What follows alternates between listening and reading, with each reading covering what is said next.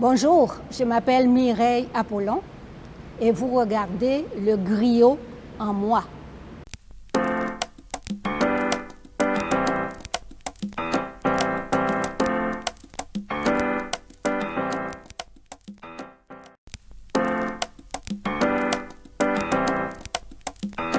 Puisqu'on fait cette entrevue dans le cadre du mois de l'histoire des Noirs, je vous dirais que je suis d'ascendance africaine, née en Haïti et ayant immigré au Canada en 1960 pour d'abord terminer des études secondaires et ensuite continuer des études universitaires avant d'entrer en emploi. Dans un premier temps en pédagogie, ensuite en coopération internationale. Ici, nous sommes à la ville de Gatineau, donc comme conseillère municipale, et aujourd'hui à la retraite comme membre de conseil d'administration. Des impressions très positives. J'avais quitté Haïti à une époque d'insécurité très forte, même si j'étais jeune, mais l'atmosphère était passablement lourde. Et quand je suis arrivée ici, j'ai trouvé un climat vraiment d'apaisement. Je me sentais en sécurité et j'étais en pension, si on veut, chez les religieuses de Chambly. Et impression positive parce que bien accueillie.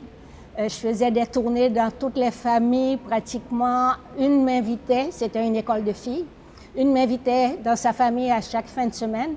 Donc j'ai été accueillie, j'ai été encadrée, on savait d'où je venais et tout a été fait pour que vraiment je puisse m'intégrer positivement. Disons que du point de vue de la carrière professionnelle, j'ai commencé ma carrière dans l'enseignement, j'enseignais les mathématiques et à ce titre-là, j'ai été recrutée par l'ACDI, par l'Agence canadienne de développement international, pour un programme de formation de formateurs. C'était au Gabon, à Libreville. Alors ma première fonction, ça a été une fonction pédagogique. Et en revenant, j'ai eu la piqûre de la coopération internationale. Et en revenant au Canada, j'ai complété des études en administration publique. Par la suite, je suis rentrée comme je le rêvais, comme je le voulais, à l'ACDI, comme personnel de l'agence. Et j'ai réussi à avoir des affectations intéressantes à l'étranger, que ce soit au Sénégal, que ce soit en Tunisie, que ce soit en Haïti même. Et de là, j'ai pris une première retraite pour pouvoir travailler à mon compte. Quand j'ai pris une première retraite, je suis devenue conseillère municipale à la ville de Gatineau. Et à cet endroit-là, la tâche principale, la tâche essentielle, c'est de représenter des citoyens de la ville de Gatineau par rapport à certains districts, par rapport à certains secteurs, tout en assumant l'intérêt de l'ensemble des citoyens de la ville. Donc, c'est un travail de représentation, c'est aussi un travail d'écoute pour bien comprendre ce que les citoyens veulent, qu'est-ce qu'ils ont besoin, et regarder au sein de la programmation, au sein du cadre institutionnel et juridique, comment la ville peut répondre à ces besoins-là. C'est essentiellement un rôle de relation, un rôle de facilitateur. Pas vraiment dans la mesure où je n'ai jamais réellement porté attention au rejet ou à l'exclusion. Pour moi, l'essentiel, c'était d'être bien avec les gens avec lesquels je travaillais, que je côtoyais, avec lesquels je vivais. Et les gens que ça n'intéressait pas d'être en contrepartie avec moi, bon, je les ignorais tout simplement. Ils n'existaient pas dans mon univers. Oui, le racisme existe. Oui, l'exclusion existe. Mais pour moi, ce n'est pas un facteur de rétention d'agir. La capacité d'agir va au-delà du rejet, va au-delà de certains reculs de personnes ou de groupes de personnes. Je suis d'abord arrivée à Montréal et j'ai été intégrée au pensionnat chez les Sœurs pour compléter mes études. J'ai traversé à Québec, à l'Université Laval, pour faire des études en pédagogie, avant d'arriver à Gatineau. Et à Gatineau, je suis venue pour travailler à l'Agence canadienne de développement international. J'ai trouvé beaucoup de changements depuis ce temps-là. Gatineau, c'est une ville qui s'est épanouie extraordinairement bien à partir des années 80 où je suis arrivée et qui a gagné énormément d'espace et d'implication, que ce soit au niveau culturel, que ce soit au niveau communautaire. Et je dirais même que au niveau identitaire, les Gatinois se sont forgés un profil. Quand je suis arrivée, on était beaucoup plus l'œil fixé sur Ottawa. Aujourd'hui, on a un regard positif de plus en plus fort sur nous-mêmes. Alors, je trouve que c'est une ville qui a merveilleusement bien grandi et qui est merveilleusement bien appropriée par les citoyens qui l'habitent.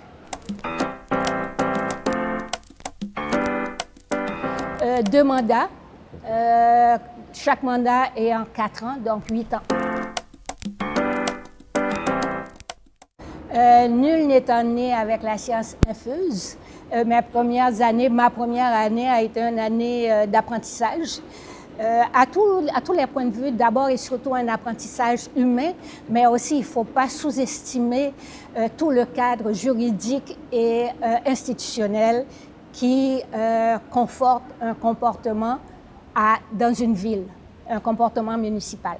Donc, il y a eu un apprentissage de ce côté-là. Et au fil du temps, on apprend aussi à connaître le milieu, comment il fonctionne, et à pouvoir faire passer ses idées, à pouvoir faire cheminer des dossiers. Donc, c'est un apprentissage pratique des modes de fonctionnement et comment arriver à obtenir des résultats. Quand je suis arrivée conseillère, j'avais déjà un passé derrière moi. Ce que j'ai pu approfondir comme qualité, c'est les qualités d'écoute et d'analyse des besoins. À partir de ce que quelqu'un te transmet comme information, de savoir comment tu peux l'aider. J'ai appris aussi à travailler avec les organisations communautaires. Avant de venir, j'étais une citoyenne au sein d'organismes communautaires et à la ville, je devenais un agent de changement possible pour améliorer les conditions de vie des citoyens.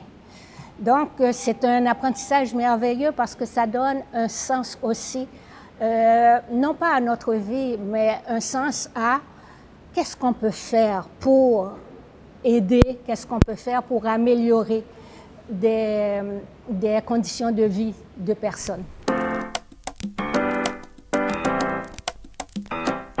La plus grande partie de ma vie maintenant est derrière moi. J'ai peut-être 20-30 ans en prospective et je dirais que ce qui me tient encore très active aujourd'hui, c'est le sentiment, même la certitude de pouvoir transmettre des rêves, d'écouter des rêves aussi des plus jeunes qui commencent à rentrer dans certains systèmes.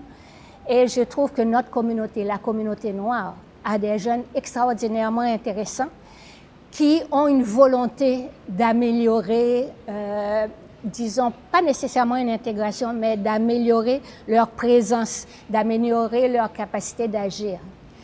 Et si je peux aider quelques jeunes à ce niveau-là, je pense que ça va me conforter dans cette volonté de pouvoir aller plus loin et de les voir surtout aller plus loin. À mon sens, le Canada, c'est un pays très accueillant. C'est sûr que de par l'histoire, on a hérité de certaines barrières, on a hérité de certains obstacles qui persistent encore aujourd'hui. Mais il y a une volonté de plus en plus manifeste, de plus en plus exprimée chez les jeunes d'aujourd'hui, d'agir pour changer, pour améliorer les choses, et ce, de façon pacifique, de façon constructive. Et si je peux contribuer à ça, ça va être merveilleusement bénéfique pour nous tous.